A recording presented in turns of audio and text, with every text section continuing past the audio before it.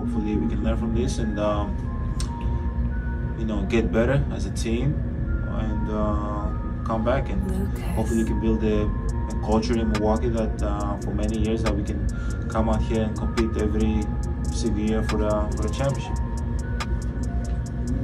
Yesterday, I made a video on why Giannis Antetokounmpo is definitely going to leave the Milwaukee Bucks no matter what.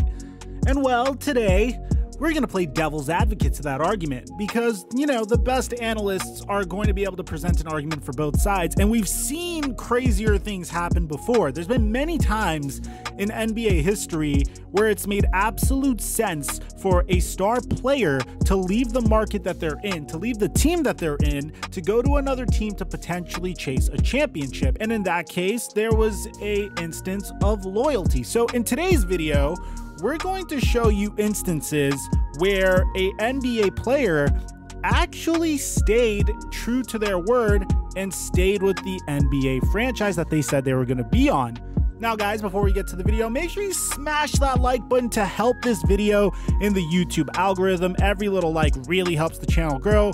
On top of that, I live stream on Twitch on Tuesdays, Thursdays, and Sundays at 9 p.m. Pacific time. My Twitch is twitch.tv/TheFlightMike, and usually we pull like maybe 100 viewers, so I usually like playing games with my subscribers. So come on by, make sure you're followed so you can get the notifications, and you can probably play some games and talk basketball with me. Now that we got all that out of the way, cue the intro.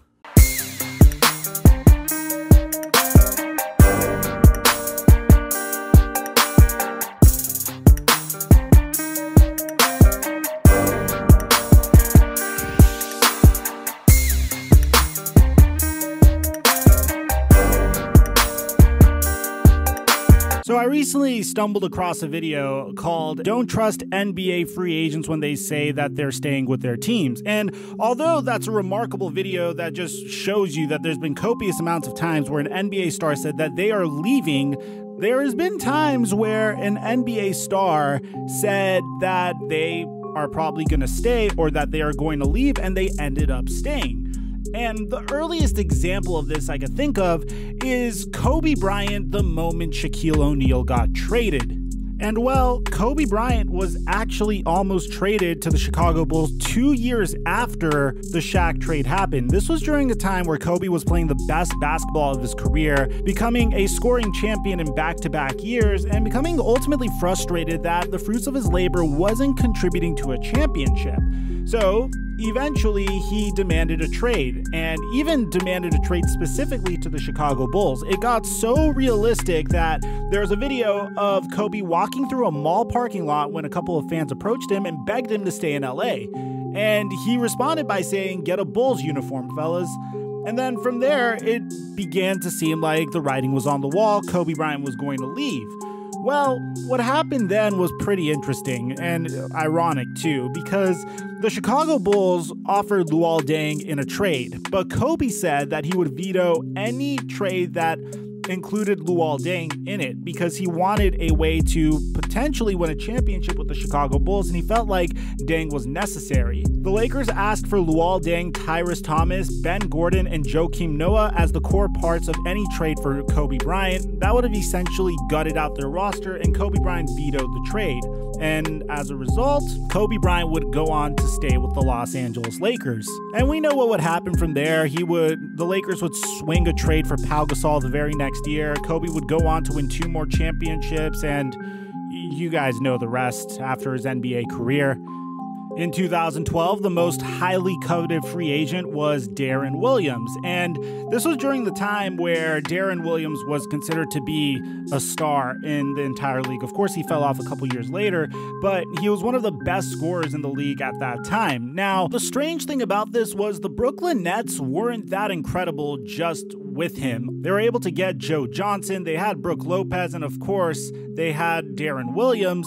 Now, at the time, the biggest threat to get Deron Williams was actually the Dallas Mavericks, who made a ton of sense. The Dallas Mavericks were 1 year removed from winning a NBA championship, and it seemed like their team was trending a little downward. They still had Shawn Marion, they still had a 37-year-old Jason Kidd that was getting paid $8.5 million a year, and they still had Lamar Odom that was getting paid $9 million to be a huge distraction. So what the idea was to pair Deron Williams and Dirk Nowitzki and eventually trade Shawn Marion or use the amnesty clause to potentially free $18 million per season so they could go and pursue Dwight Howard. This was the time where it was a foregone conclusion that Deron Williams and Dwight Howard were going to be paired together to make a super team because everyone was suffering from super team mania thanks to LeBron James, Chris Bosh, and Dwayne Wade teaming up in Miami. But what ended up happening? Deron Williams ended up staying with his original team, despite having offers from significantly better teams. Most notably, the Dallas Mavericks really liked the idea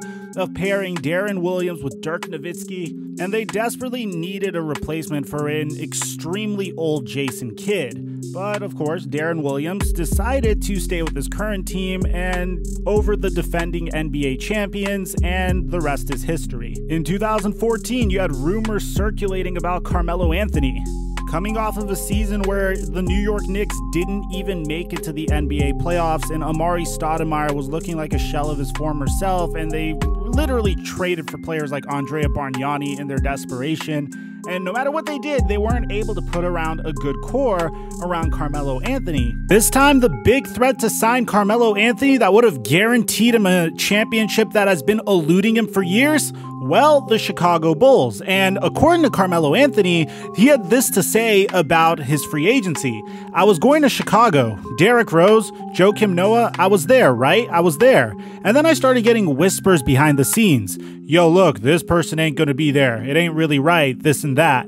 And it was all of that that started to come up in the midst of my decision making. I wasn't going to let anything cloud that. I met with the New York Knicks last, and it was the last team I met with because I knew that I was ready to move on from that situation because of what I was dealing with and going through in New York. After that, I met with New York in the last meeting and said, tell me what you're going to do for the organization, for us to put a team together to go compete and try to win. That was my conversation with them. There was a lot of things that was promised, a lot of things that was said, and I said, you know what? Because I belong in New York, I'm going to roll with you. I'm going to roll with you. What Carmelo Anthony's talking about is the fact that Tom Thibodeau, the coach of the Chicago Bulls at the time, and management were already experiencing tension that did result in Thibodeau getting fired the very next year. Once again, Carmelo Anthony had a reason to pick the New York Knicks, and he rightfully snuffed out that the Chicago Bulls weren't really the real deal. However, also a huge theme in all of this is the fact that Carmelo Anthony took the bigger contract, which is a theme of Carmelo's career, but also something that you should note about each and every player that we're going to mention from here on out. That didn't matter. Carmelo Anthony decided to stay.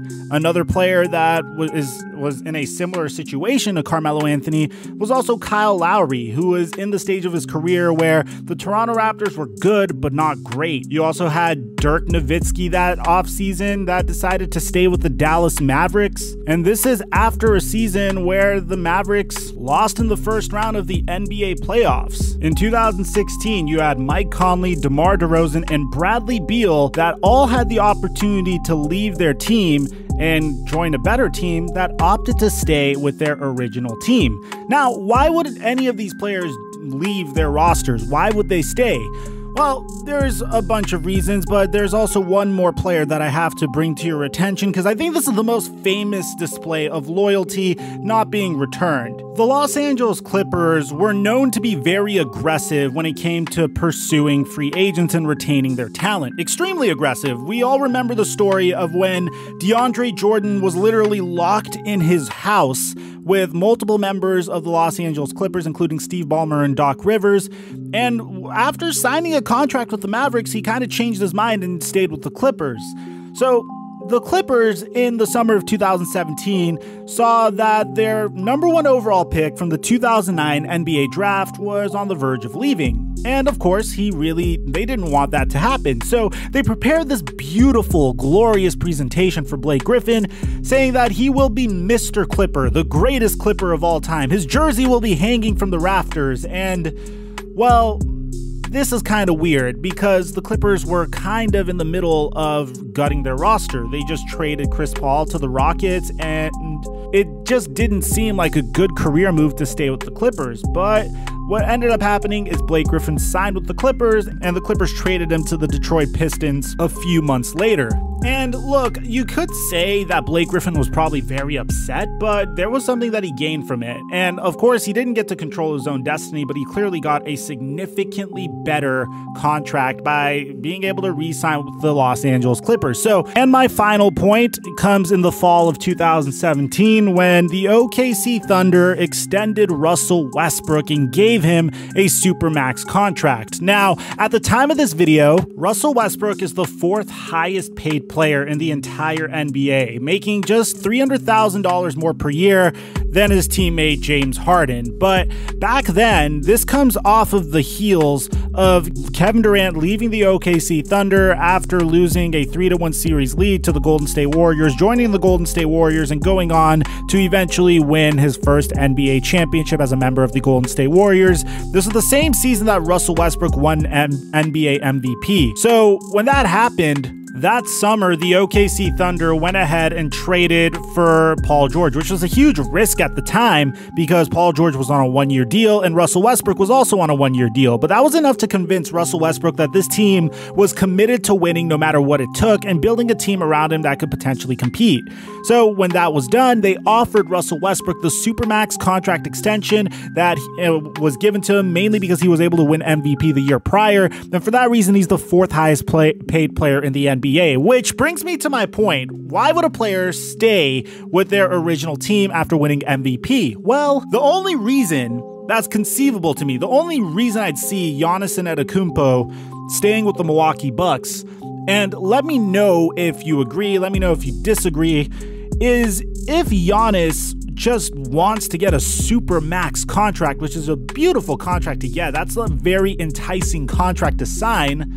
And to give you an idea of what the Supermax contract is, Giannis could sign a 5-year contract extension that would provide a max starting salary that is proportional to the salary cap raising each and every year, which is absolutely insane. Damian Lillard recently signed such a contract, and pretty much his contract is $257 million over 6 years. And that is enough to keep any player with their original team. Russell Westbrook stayed with the OKC Thunder because he got a $207 million contract over 5 years. Steph Curry also got a similar contract, $201 million over 5 years. James Harden got $228 million over 6 years. And these are players that have not sniffed any type of NBA Finals success or NBA championship success, save for Steph Curry. So the only thing that I could see keeping Giannis on the Milwaukee Bucks is a very powerful tool, and credit to Adam Silver for coming up with this, is a Supermax contract extension, because if he was to sign with another team, he wouldn't get this. So let me know what you guys think about this in the comment section down below, and of course, let me know, do you think Giannis stays or Giannis will go? Because there's evidence supporting both sides of the argument, and the Milwaukee Bucks are taking a huge risk on him if he doesn't sign an extension going into the season. But of course, Giannis may want to take control of his destiny considering how things have gone in Milwaukee so far. I'm your boy Mike, and I'm dropping our mic until our next upload.